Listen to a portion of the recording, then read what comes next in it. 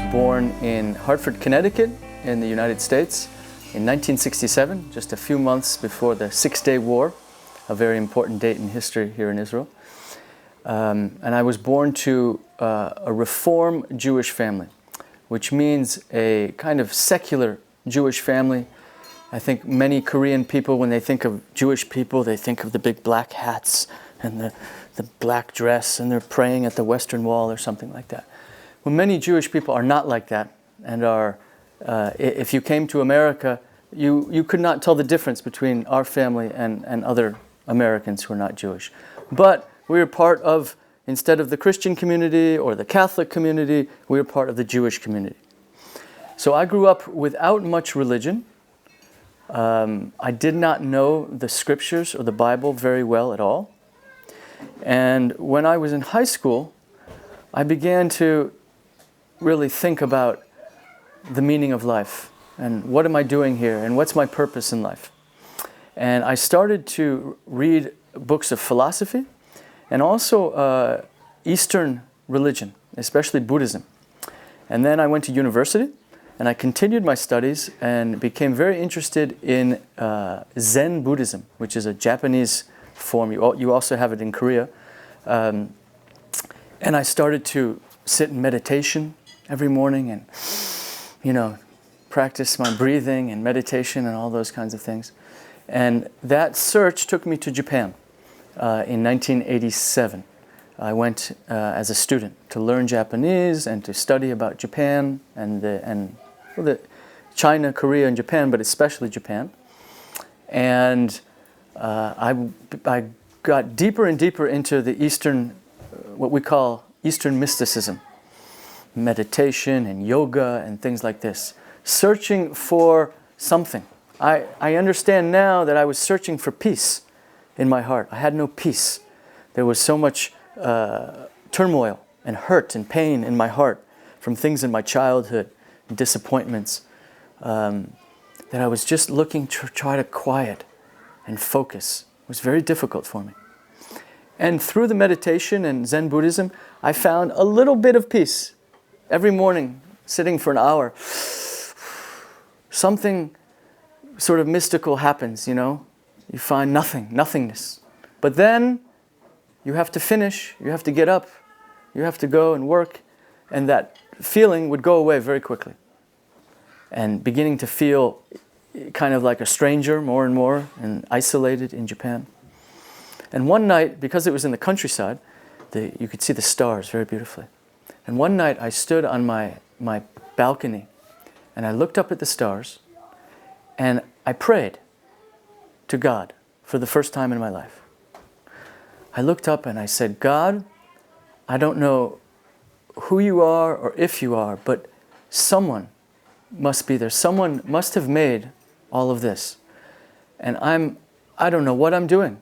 I'm confused. Help. That was my prayer.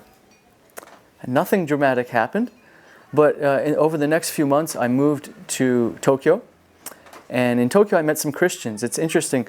The first Christian I met was the boss of my company. He was Chinese. So he was a Chinese Christian.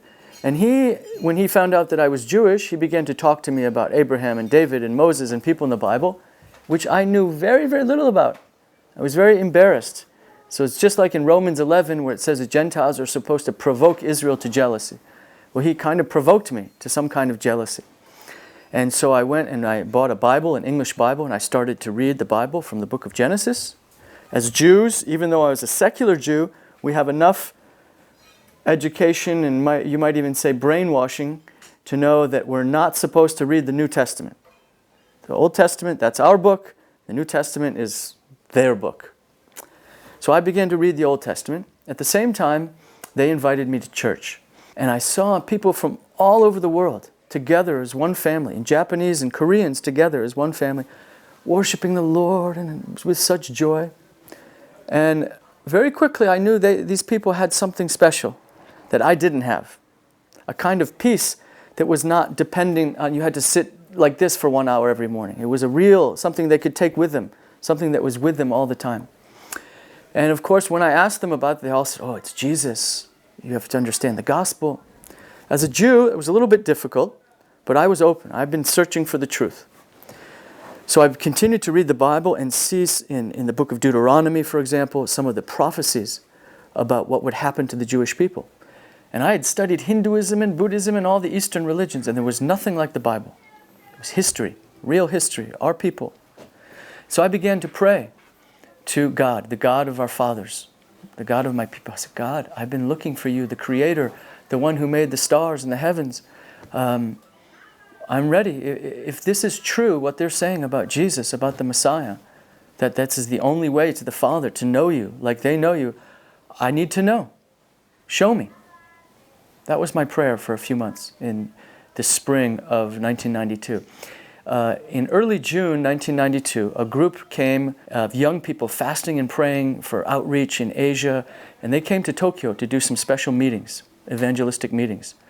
And they did one of the meetings at this church, actually at the auditorium upstairs.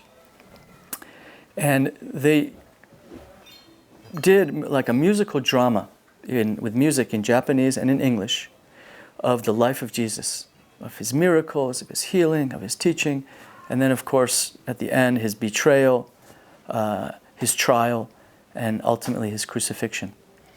And I was in an auditorium with maybe 300 people, and as I was watching this play, when it came towards the end, when Jesus was betrayed, and then during his trial, it was like a switch in my head. Something happened and I just began to weep, almost uncontrollably. And for 6 or 7 years of Zen Buddhism, you erase all emotion. So I hadn't cried or had any emotion for a long, long time, but it was something that just snapped as I watched what was happening to Jesus. And it was literally, with the tears, it was like my energy, my life was being taken out of me, kind of like a tire, with the air being sucked out of it, and the tire becomes limp. And that's what was happening to me. And I was literally, by the power of the Holy Spirit, I was brought to my knees. And as I was watching the drama, at this point in the drama, Jesus was carrying the cross, and the Roman soldiers were whipping him. And as I watched this, I heard a voice. For the first time in my life, it was not audible, not with my ears, it was in my mind, but it was not my normal train of thoughts. It came from a totally different place. And the thought, he said, by his stripes you are healed. By his stripes you are healed. Which is a quotation from Isaiah chapter 53, verse 6. I didn't know, I had not read the book of Isaiah yet. I had never heard or read this verse. The Lord spoke it, the Holy Spirit gave me this verse. By his stripes, his wounds, which I'm watching, him being hit and wounded, you are healed. And I knew that this was the voice. I knew that God was speaking, that this was an answer to my prayer. And so very quietly I said, okay, by his stripes I understand. Jesus is real, he's speaking, and I will follow you. I believe in you. I'm ready. As I said that, 2 things happened. One was like a tire with all of the air had been sucked out. Now suddenly with one pump, shoo, I was filled with an energy, with a new something. My hair stood up. I was shaking. And at the same time, I heard the voice again. This time, the voice was so loud in my mind, I thought I was hearing it. I looked around, nobody else was hearing it. And he said, I am with you, like that. And it repeated like a thunderclap. I am with you, I am with you. And I was transformed. And that's what happened to me. I was born again on the spot. And from that moment, the reality of God, of Yeshua, of Jesus, and the Holy Spirit have just been the most normal thing in my life. First of all, for Jewish people, we have huge walls of religion from Judaism. For 2,000 years almost, the rabbis, the leaders of Judaism, have been teaching people and building huge reasons and intellectual constructs against the faith in Jesus and against the New Testament. So even secular Jews, even Jews who don't participate in Jewish rituals, we have this strongholds of negative, very, very negative imaging of, like my father and grandfather, when they say something bad happens, they'd say Jesus Christ, like it's almost like a curse. Okay, so in order to overcome that, the Holy Spirit has to do something very powerful. We need a real supernatural visitation. That's one reason. And the second reason is the prophetic timing and the place in history that we know from the scriptures, from Luke 21, 24, from Romans 11, that before the coming of the Lord, there was going to be a restoration of the Jewish people, of the Jewish nation, and of the Holy Spirit, of the faith, a remnant, a serious revival happening among the Jewish people. And that is big in our generation, starting 30, 40 years ago. It's been a gradual increase. That is happening. And so there's a special time, a special grace for Jewish people to be receiving very special revelation of Yeshua, of Jesus.